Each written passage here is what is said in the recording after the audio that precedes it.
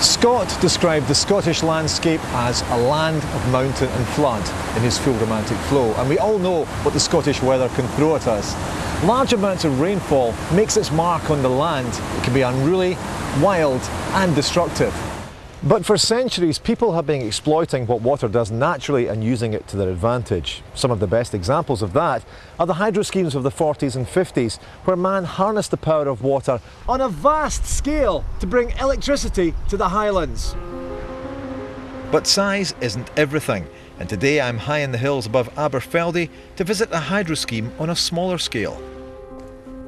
5 years ago, David Murray and his father built a mini hydro project on their adjoining farms. What is it about this burn that works so well? It's a fairly high head for the length of pipeline. It has a 200-metre drop and a pipeline of only 1,400 metres. The terrain's easy for building on. The grid connection, which is important, it was 150 metres away. All these things made it suitable for a small hydro scheme.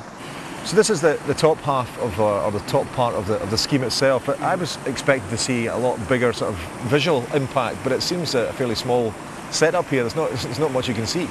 Well, you don't really need much. It's what's known as a run-of-river hydro scheme, and really all you need is a small weir across the barn just to direct some of the water into the pipeline for the turbine. There's no storage of water as such. So how much are you generating on the farm at the moment? Maximum output is 900 kilowatts. It would power roughly 500 homes. So to actually put the pipe in, was it a fairly major construction job?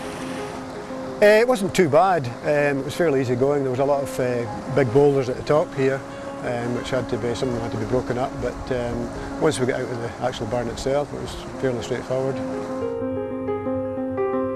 So Doogie, this is an example of the pipe that runs down from the intake down to the powerhouse here, a distance of just short of a mile. So it basically, for all intents and purposes, runs right down beside the barn? Yes, we're just borrowing the water and returning it back to the barn again. And what are we talking about? How much water is going through this per second? Or? Well, at full power at 900 kilowatts, there's roughly half a tonne of water a second going through the turbine, so it's a fairly massive amount. While David lives uphill at the top of the scheme, his father Alec's farm is down where they generate the electricity. Hey Doogie, this is my dad Alec. Hello there. How are you doing? Very well indeed. And this is where it all happens behind us, all the power is generated. That's the pot of gold at the end of the rainbow.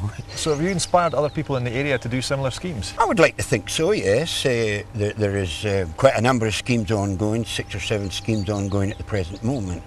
And we're continuously getting visitors coming to look at this from all over the country just to see how it works, and some of them just can't believe that such a thing is possible.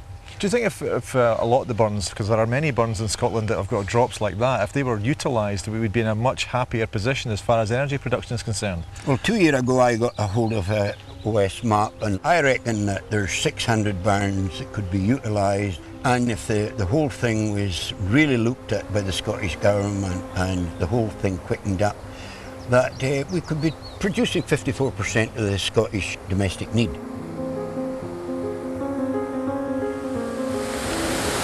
So it's working well for the Murrays, but what if you want to put in your own microhydro scheme? Joe, we've seen what Alec and David are doing here. Do you think this is the sort of thing that more people should consider? Without a doubt.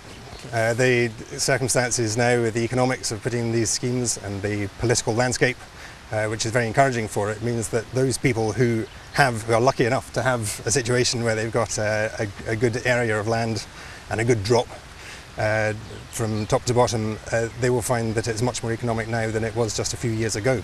This is a very exciting time for hydro because as of April 2009, the subsidy per unit of electricity generated from green sources has now been doubled. So the small generator will now get anything up to 9 or 10 pence just for generating the green power. So this can reduce the payback times on small schemes quite considerably. Whatever we do, we must keep the revenue of that in the areas where it's produced, i.e. that the families, the small farms in the hills and all that, if they've got a stream they can generate it, and that goes to the farming income.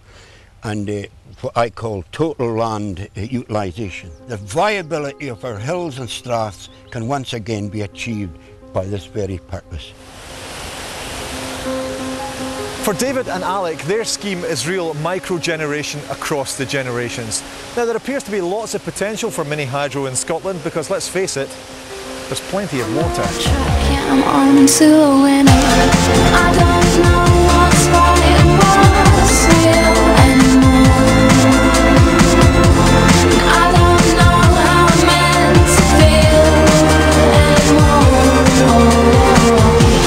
When do you think it will all become clear?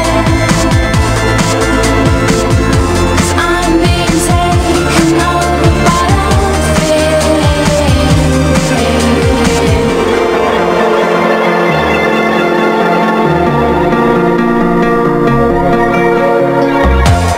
Life's about film stars and less about mothers.